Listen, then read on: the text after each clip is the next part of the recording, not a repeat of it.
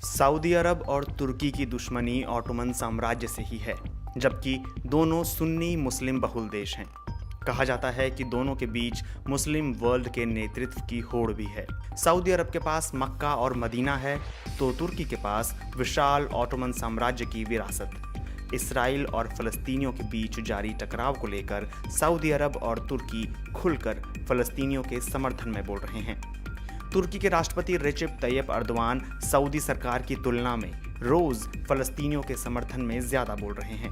वो हर दिन 3 से 4 बार बयान जारी कर रहे हैं और इस मुद्दे को लेकर इस्लामिक देशों के नेताओं से बात कर रहे हैं। प्रथम विश्व युद्ध के पहले फ़लस्तीन ऑटोमन साम्राज्य का एक इलाका था। ऐसे में अर्दवान के बढ़ चढ़कर बोलने की एक ऐतिहासिक वजह यह भी है। लेकिन तुर्की की ओर से फ़लस्तीनियों के समर्थन में कुछ विरोधाभास भी है। सऊदी अरब का इसराइल के साथ राजनयिक संबंध नहीं है, जबकि तुर्की का है। पिछले साल ट्रंप प्रशासन ने खाड़ी के देशों पर इसराइल से राजनयिक संबंध कायम करने का दबाव डाला था। इसके नतीजे भी सामने आए थे। यूएई और बहरीन ने इसराइल से राजनयिक रिश्ते कायम कर लिए थे। इसके बाद सूडान और मोरक्को ने भी इसराइल से राजनयिक संबंध कायम करने का फैसला किया था। सूडान और मोरक्को भी मुस्लिम बहुल देश हैं। ऐसा ही दबाव सऊदी अरब पर भी था, लेकिन सऊदी अरब ने ऐसा नहीं किया और कहा कि जब तक फ़लस्तीन 1967 की सीमा के तहत एक स्वतंत्र मुल्क नहीं बन जाता है, तब तक इसराइल से औपचारिक रिश्ता कायम नहीं किया जाएगा। तुर्की, यूएई और बहरीन की आलोचना कर रहा था कि इन्होंने इसराइल से राजनयिक संबंध क्यों कायम किए, लेकिन ऐसा तब है जब तुर्की के राजनयिक संबंध इसराइल से खुद हैं। तुर्की और इसराइल में 1949 से ही राजनयिक संबंध हैं। तुर्की इसराइल को मान्यता देने वाला पहला मुस्लिम बहुल देश था। यहाँ तक कि साल 2005 में अर्दवान कारोबारियों के एक बड़े समूह के साथ 2 दिवसीय दौरे पर इसराइल गए थे। 2010 में मावी मरमार वाकये के बाद से दोनों देशों के बीच कड़वाहट है। इस घटना में इसराइली कमांडो दस्तों ने तुर्की के पोत में घुसकर उसके 10 लोगों को मार दिया था। लेकिन इसके बावजूद दोनों देशों के बीच कारोबारी संबंध हैं। 2019 में दोनों देशों के बीच द्विपक्षीय व्यापार 6 अरब डॉलर से ज्यादा का था। साल 2010 के बाद से अर्दवान के शासनकाल में तुर्की और इसराइल के संबंध तनातनी वाले ही रहे हैं। फ़लस्तीनियों के हथियार बंद इस्लामिक चरमपंथी समूह हमास को अमेरिका और यूरोपीय यूनियन ने आतंकवादी संगठन के तौर पर लिस्ट किया है, जबकि तुर्की इसे राजनीतिक आंदोलन की तरह देखता है। पश्चिम के देश तुर्की को उसकी जमीन पर हमास की मौजूदगी को लेकर चेतावनी देते रहे हैं। सऊदी अरब और हमास के रिश्ते भी उतार चढ़ाव भरे रहे हैं। 1980 के दशक में हमास के बनने के बाद से सऊदी अरब के साथ उसके सालों तक अच्छे रिश्ते रहे। 2019 में सऊदी अरब में हमास के कई समर्थकों को गिरफ्तार किया गया था। इसे लेकर हमास ने बयान जारी कर सऊदी अरब की निंदा की थी। खाड़ी के देशों में भारत के राजदूत रहे तलमीज अहमद कहते हैं कि हमास एक सुन्नी इस्लामिक संगठन है, जबकि ईरान शिया मुस्लिम देश, लेकिन दोनों की करीबियत इस्लामिक राजनीति की वजह से है। अहमद कहते हैं कि ईरान के करीब होने के बावजूद इससे हमास को कोई फायदा नहीं होता है।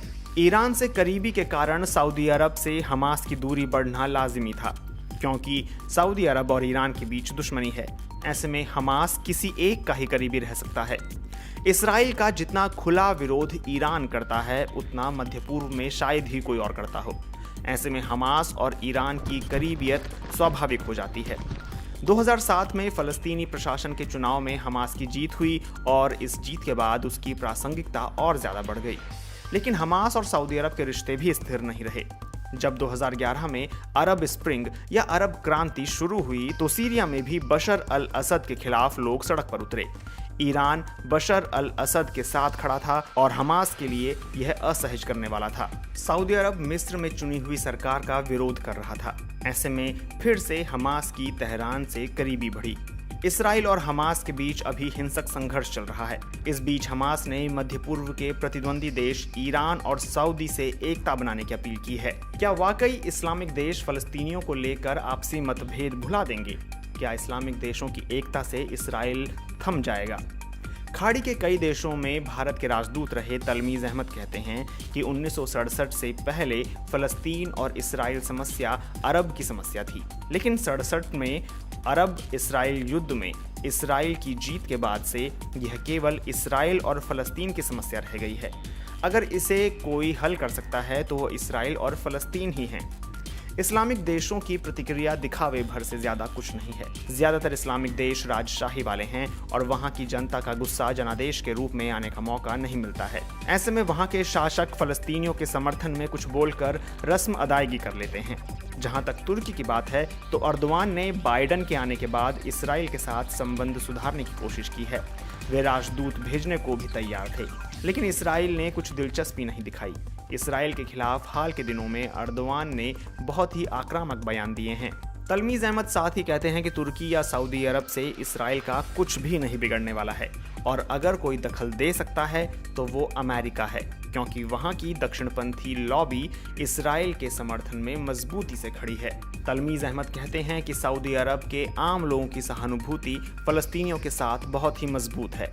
ऐसे में सऊदी शाही परिवार पर अप्रत्यक्ष रूप से आम लोगों का दबाव रहता है और इसी का नतीजा होता है कि वहाँ का विदेश मंत्रालय एक प्रेस रिलीज जारी कर देता है।